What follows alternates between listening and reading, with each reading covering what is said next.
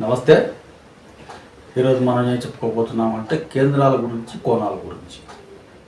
అసలు కేంద్రాలంటే ఏమిటి, కోణాలంటే ఏమిటి, ఈ కేంద్రాలకి కోణాలకి మధ్య ఉన్న వ్యత్యాసం ఏమిటి అనేది ఈరోజు నేను క్లియర్గా చెప్తాను.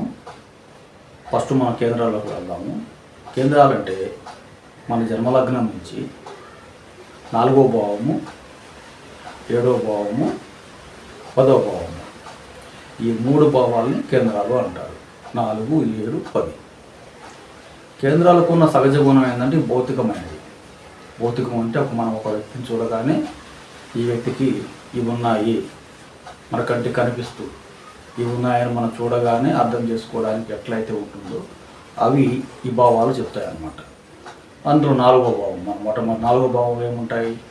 వాహనాలు, స్థిరాస్తులు, గృహం, తల్లి. సరే, తల్లి సంగతి పక్కన పెట్టేస్తే ఈ గృహం అయితేనేమి, వాహనాలు అయితేనేమి, స్థిరాస్తులు అయితేనేమి, ఇవన్నీ మనం చూడగానే కంటికి కనిపిస్తాయిగా ఇవి. అంటే ఇవన్నీ 4వ భావంలో అంతా ఎలా ఉంటాయంటే అన్నీ మనకు అమర్చడం అనమాట. అన్ని విధాలుగా కూడా మనము ఏ పని చేయాలన్నా సకల సదుపాయాలు ఈ 4వ భావంలో ఉంటాయి. అందుకని దీన్ని స్నానాన్ని బ్రహ్మ స్నానంగా చెప్పారు. అంటే బ్రహ్మదేవుడితో పోల్చారు అన్నమాట ఈ స్నానాన్ని. ఆ తర్వాత మరొక కేంద్రం వచ్చేసి 7వ భావం. దీన్ని రుద్ర స్నానము అంటారు. వివాహ స్నానం. ఒక వ్యక్తి చూడగానే వివాహం అయిందనగానే భౌతికంగా వివాహం అయింది అనుకుంటారు కదా, ఇది కూడా భౌతికమైనది. ఈ భావానికి శివుడు కారకుడు అనమాట. తర్వాత భావము 10వ భావం. దీని పాలనా స్థానము, జీవనము, జీవితము, ఉద్యోగము, ఈ విషయాలన్నీ చెప్తారు. పాలనకారకుడు ఎవరు? నారాయణుడు.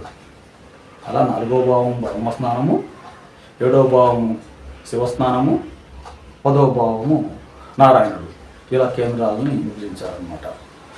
ఇవి కేంద్రాలంటే. అయితే ఇప్పుడు ఈ కేంద్రాలలో ఏ గ్రహాలు ఉన్నా అన్నీ ఇలాంటి ఫలితాన్ని ఇస్తాయా అంటే అలా ఏమి ఉండదండి. ఎందుకంటే భావాల్లో ఏమీ ఉండదు, అన్నీ ఇచ్చేది సమస్తం గ్రహాలే. ఈ 4, 7, 10 భావాల్లో ఉండి కానీ చూస్తూ ఉన్న గ్రహాల్లో శుభగ్రహాలై ఉండాలి. అప్పుడు మాత్రం ఈ భావాలన్నీ కూడా లక్షణంగా మంచిగా ఉంటాయి. పాపగ్రహాలు ఉన్నట్టయితే ఏం చేస్తాయి? అసలు ఇవ్వకుండా అయినా ఇబ్బంది పెడతాయి, ఒకవేళ ఇస్తే వాటి వల్ల ఇబ్బంది పడేలా చేస్తాయి. సో ఇది కేంద్రాలంటే ఇవన్నమాట. ఇప్పుడు కోణాలంటే ఏంటి అంటే కోణాలు మన జన్మలగ్నం నుంచి 1, 5, 9 స్నానాలు ఏవైతే ఉన్నాయో అవి కోణాలు అంటారండి. లగ్న భావం వచ్చేసరికి ఏంటంటే మనకి ఫస్ట్ దాన్ని 1వ భావం అంటాము.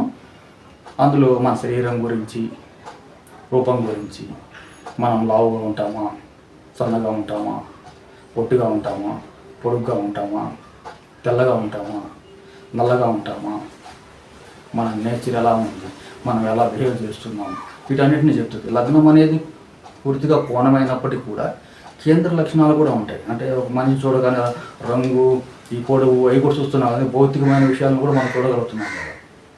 అలాగే మన లోపల ఆ వ్యక్తి ఎలా ప్రవర్తిస్తున్నారు అనేది కూడా చూడగలుగుతాం. సో ఇది కేంద్రంగా కోణంగా కొంచెం కలిగి ఉంటుంది. పూర్తిగా అయితే అది కోణంగానే మనం చెప్పాలి. ఇక ఆ తర్వాత పంచమ భావం. పంచమ భావంలో వచ్చేసరికి బుద్ధి, మనసు, జ్ఞానం, ఆలోచన, అలాగే విద్యాస్థానం. ఇది పంచమ భావం అన్నమాట. తర్వాత 9వ భావం. 9వ భావం వచ్చేటప్పటికి స్థిరధనము, పూర్వపుణ్యము, దైవబలము, అదృష్టము, ఇవన్నీ కూడా ఆ విషయాలు చెప్తాయి. ఈ 1, 5, 9 కోణాలు ఏవైతే ఉన్నాయో కోణాలన్నీ కూడా పూర్తిగా మానసికమైనవి. అవేమో కేంద్రాలేమో భౌతికంగా ఉంటాయి, కోణాలు ఏంటంటే మానసికంగా ఉంటాయి. అవి కూడా ఈ లగ్నానికి అంటే మన రూపము, ధైర్యము అన్నీ చెప్పేస్తున్నాను కదా, దీనికి పార్వతీ మాతకి ఇచ్చారు. ఇక పంచమ భావం అది విద్యాస్నానం అయింది కదా, ఇంకెవరు? సరస్వతీదేవికి ఇచ్చారు. ఆ తర్వాత 9వ భావంలో పూర్వపుణ్యము, దైవబలం ఎన్ని ఉన్నప్పటికీ కూడా స్థిరధనం అనే ఒకటి ఉంది కాబట్టి అది అందుకని లక్ష్మీదేవికి ఇచ్చారు. అయితే ఇక్కడ ఒక విషయం ఏంటంటే ధనం అనేది ద్వితీయ భావం ఇస్తుంది కదా అని అందరూ అనుకుంటారు. మనకి ద్వితీయ భావం ఇచ్చే ధనం ఏంటి అంటే మన అవసరాలకు ఇచ్చే ధనం మాత్రమే ఇస్తుంది. ఈరోజు నేను అన్నం తినాలి కాబట్టి డబ్బులు కావాలి, బట్టలు వేసుకోవాలి కాబట్టి డబ్బులు కావాలి, ఇలా ఏది అవసరాలు ఉంటాయో వాటికి సరిపడే ధనాన్ని ఇచ్చేది మాత్రమే ద్వితీయ భావం. ఇక 6వ భావం వస్తే ఆర్థికంగా మనం ఎలా ఉన్నామనే విషయాన్ని చెప్తుంది. 11వ భావం దుర్లాభ స్థానం అవుతుంది.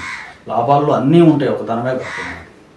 చతుర్థంలోకి వెళ్ళామనుకోండి, అవి స్థిరాస్తులు చెప్తుందా, కానీ స్థిరాస్తులు ఉన్న వాళ్ళ దగ్గర కూడా ధనం లేకపోవచ్చు. చాలామంది అప్పు కూడా అడుగుతుంటారు, చూస్తుంటారు కదా.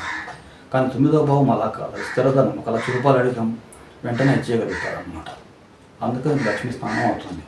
అలా ఈ కోణాలకు కూడా లగ్నమేమో పార్వతీమాతకి, 5వ భావమేమో సరస్వతీమాతకి, 9వ భావమేమో లక్ష్మీదేవికి ఇచ్చారు. కేంద్రాల వల్ల కోణాలకు కూడా ఇచ్చారు. కేంద్రాలు అనేవి ఏంటంటే భౌతికంగా పురుషుడి వల్లే ఉంటాయి. అందుకని అక్కడ చూశారు కదా, బ్రహ్మ, విష్ణు, శివుడు. కోణాలు అనేవి ఏంటంటే చాలా సున్నితంగా ఉంటాయి అన్నమాట. అంటే ఇవన్నీ కూడా మానసికమైనవి కాదు, మనసు సున్నితంగా ఎలా ఉంటుందో ఇవి సున్నితంగా ఉంటాయి. అందుకే ఈ శ్రీదేవతకి ఇచ్చారు, లక్ష్మి, సరస్వతి, పార్వతీమాతకి ఇచ్చారు.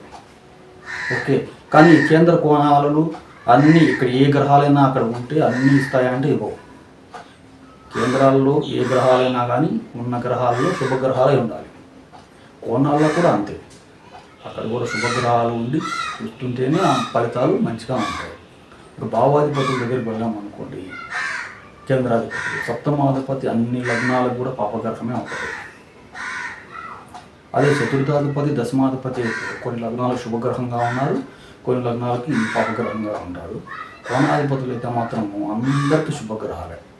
లగ్న పంచమ భాగ్యాధిపతులు మన పుణ్యం చేసుకుంటే ఏదైతే ఉంటుందో ఆ పుణ్య ఫలాన్ని మాత్రమే ఇస్తాడు. ఈ లగ్నం ఆ లగ్నం లేకుండా ఎల్లప్పుడూ తల్లి వల్లే కాపాడుతూ ఉంటారు అన్నమాట.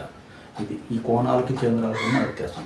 కేంద్రాధిపతులు అందరికీ శుభగ్రహాలు కాలేరు, కానీ కోణాధిపతులు అన్ని లగ్నాలకు కూడా శుభగ్రహాలు అవుతారు.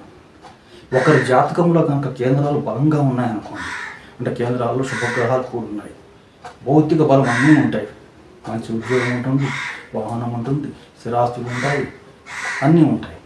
అదే కనుక కోణాలు పాడైపోయాయి అనుకోండి, మనసులో లోపల బాధపడుతూనే ఉంటారు ఎన్ని ఉన్నా కానీ. అదే కేంద్రాలు పాడైపోయి కోణాలు బాగున్నాయి అనుకోండి, ఏమీ లేవు, ఉద్యోగం లేదు, వివాహం లేదు, వాహనం లేదు, ఇల్లు కూడా లేదు. కానీ కోణాలు బాగుంటే చాలా మనసు హ్యాపీగా ఉంటారు. ఇది కేంద్రాలకి కోణాలకు ఉన్న వ్యత్యాసం. అందుకని ఏంటంటే ఎవరి జాతకంలో అయినా కానీ ఈ కేంద్రాలు కోణాలు రెండూ కూడా బాగున్నాయంటే ఇంకా 3 పువ్వులు 6 కాయలు వాళ్ళ జీవితం.